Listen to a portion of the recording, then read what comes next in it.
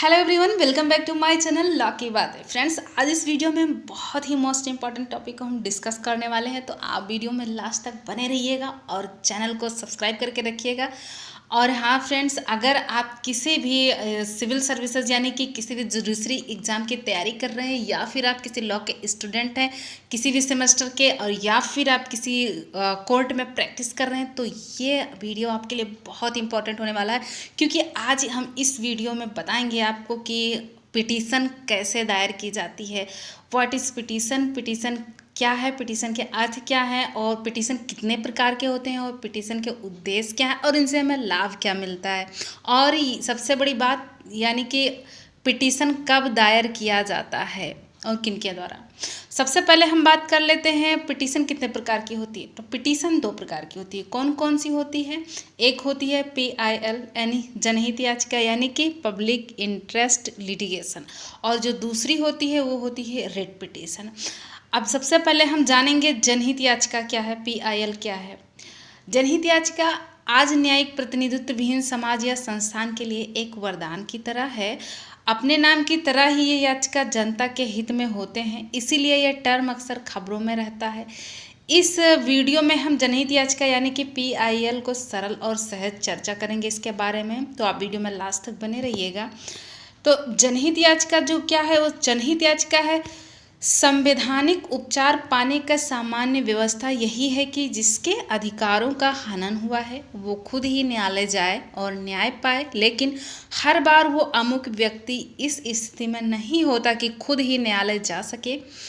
इसीलिए ऐसे व्यक्ति के न्याय सुनिश्चित करने के लिए जनहित याचिका यानी कि पब्लिक इंटरेस्ट लिटिगेशन नामक कॉन्सेप्ट लाया गया। जनहित याचिका के अंतर्गत कोई भी जनभावना वाला व्यक्ति या सामाजिक संगठन किसी भी व्यक्ति या व्यक्तियों के समूह के अधिकार दिलाने के लिए न्यायालय जा सकता है, अगर वो व्यक्ति या व्यक्तियों का समूह निर्धनता, अज्ञानता अथवा अपनी प्रतिकूल सामाजिक आर्थिक दशाओं के कारण खुद न्यायालय उपचार के लिए नहीं जा सकते, तो वो PIL कानून के शासन के लिए बहुत ही ज़रूरी है, क्योंकि इससे न्याय के मुद्दे को आगे बढ़ाया जा सकता है तथा संवैधानिक उद्देश्यों की प्राप्ति की गति को तीव्र किया जा सकता है। जनहित याचिका के उद्देश्य क्या हैं? जनहित याचिका के उद्देश्य तीन प्रकार के होते हैं। सबसे पहला जो होता है कानून के शासन की रक्षा, दूसरा उद्देश्य है सामाजिक आर्थिक रूपों से कमजोर वर्गों की न्याय तक प्रभावकारी पहुंच बनाना, तीसरा उद्देश्य क्या है इसका, मौलिक अधिकारों का समर्थन जो सार्थक है रूप में प्राप्त करना, यानी मौलिक अधिकारों का सार्थक रूप में प्राप्त करना। अब PIL के जो होते हैं वो विशेषता क्या होते हैं? PIL की जो विशेषता है, PIL गरीब और उपेक्षित जनता तक कानूनी सहायता पहुंचाने का एक मानवीय तरीका है, जिसमें जन आघात का निवारण करने, सार्वजनिक कर्तव्य का परिवर्तन करने, सामूहिक अधिकारों एवं हितों के रक्षण के लिए न्यायालय में याचिका दाखिल किया जाता है। इसकी दूसरी विशेषता है सामान्य मामलों में जिनमें दो याचिकाकर्ता पक्षों के बीच किसी बात पर विवाद होता है और एक पक्ष दूसरे पक्ष के खिलाफ सहायता का दावा करता है, PIL का एक अलग प्रकार का वाद यानी सूट जिसे बोलते हैं वो होता है, क्योंकि ये किसी एक व्यक्ति के अन्य व्यक्ति के खिलाफ अपने अधिकार का दावा और उसे लागू करने के लिए दाखिल नहीं किया जाता है, बल्कि इसका आशय सार्वजनिक हित को आगे बढ़ाना तथा रक्षा करना होता है। अब इसकी जो तीसरी विशेषता है वो है PIL इस सिद्धांत पर आधारित है कि उन लोगों के संवैधानिक अथवा कानूनी अधिकारों के उल्लंघन की अनदेखी नहीं होनी चाहिए जिनकी संख्या बहुत बड़ी है, जो गरीब और अशिक्षित हैं और सामाजिक आर्थिक रूप से साधहीन है। तो ये हुई PIL की विशेषता। अब PIL को किस प्रकार के मामले में स्वीकार किए जा सकते हैं ये भी जान लेते हैं, ये भी बहुत इम्पोर्टेंट है। PIL को स्वीकार करने के कुछ महत्वपूर्ण बिंदु दिए गए हैं। पहला जो है वो है बंधुआ मजदूर या उपेक्षित बच्चे, और दूसरा जो है वो है श्रमिकों को न्यूनतम मजदूरी नहीं मिलना या श्रमिकों का शोषण या फिर श्रम कानूनों के उल्लंघन संबंधित मामले।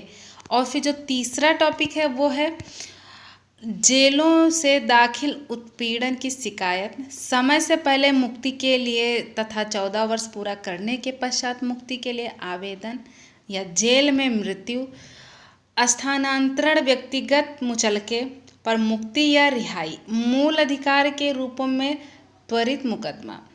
तो ये हुआ पीआईएल का जो है सिद्धांत कि कैसे, इसका अर्थ क्या है, इसका उद्देश्य क्या है, इसकी विशेषता क्या है, और हमने आपको ये भी बताया कि पीआईएल स्वीकार किस मामले में किया जाता है। तो आई होप आपको पीआईएल के बारे में पता चल गया होगा। अब जानते हैं कि रिट याचिका क्या होती है और रिट याचिका के क्या अर्थ हैं और उसके क्या प्रभाव हैं और कब रिट याचिका दाखिल की जा सकती है। तो रिट याचिका या रिट पिटीशन बोलते हैं। तो रिट पिटीशन एक प्रकार का रिटन ऑर्डर है जो न्यायालय द्वारा किसी सरकारी संस्थान को कार्य को करने अथवा ना करने के लिए दिया जाता है। संविधान के भाग 3 में मूल अधिकार का वर्णन किया गया है। संवैधानिक उपचारों संबंधित मूल अधिकार का प्रावधान संविधान के आर्टिकल 32 से 35 में किया गया है। यदि मूल अधिकार का उल्लंघन राज्य द्वारा किया जाता है तो राज्य के विरुद्ध न्याय पाने के लिए संविधान के आर्टिकल 32 के अंतर्गत उच्चतम न्यायालय में, जबकि आर्टिकल 226 के अंतर्गत उच्च न्यायालय में रिट पिटीशन दाखिल करने का अधिकार दिया गया है। अब जान लेते हैं रिट कितने प्रकार की होती है। रिट होती है 5 प्रकार की। कौन कौन सी? बंदी प्रत्यक्षीकरण, परमादेश, प्रतिषेध, उत्प्रेषण लेख, अधिकार परीक्षा। ये 5 प्रकार की होती है रिट पिटीशन। आई होप आपको रिट पिटीशन क्या होती है और कितने प्रकार की होती है और किन मामलों में दाखिल किया जाता है ये भी आपको बारीकी से पता चल गया होगा, और पीआईएल के बारे में भी आपको बारीकी से पता चल गया होगा कि पीआईएल कब दाखिल किया जाता है और किन मामलों में और किसके द्वारा, और इसका उद्देश्य क्या होता है, इसकी विशेषता क्या होती है, उसके बारे में भी आपको पता चल गया होगा। तो आशा करती हूँ आज का ये वीडियो आपको अच्छा लगा होगा और काफ़ी अच्छा लगा होगा। और हाँ, अगर वीडियो अच्छा लगा तो वीडियो को लाइक कर दीजिए, इससे मुझे हौसला मिलेगा फ्रेंड्स कि हाँ आपको हमारा वीडियो पसंद आता है। तो लाइक ज़रूर कर दीजिएगा और चैनल पे नए हैं तो सब्सक्राइब कर लीजिए, वीडियो को अपने फ्रेंड सर्किल में शेयर कर दीजिए और जो है कमेंट करके बताइए कि हमारा वीडियो आपको कैसा लगा। तो इसी के साथ मिलते हैं नए वीडियो में, तब तक के लिए टेक केयर, बाय बाय।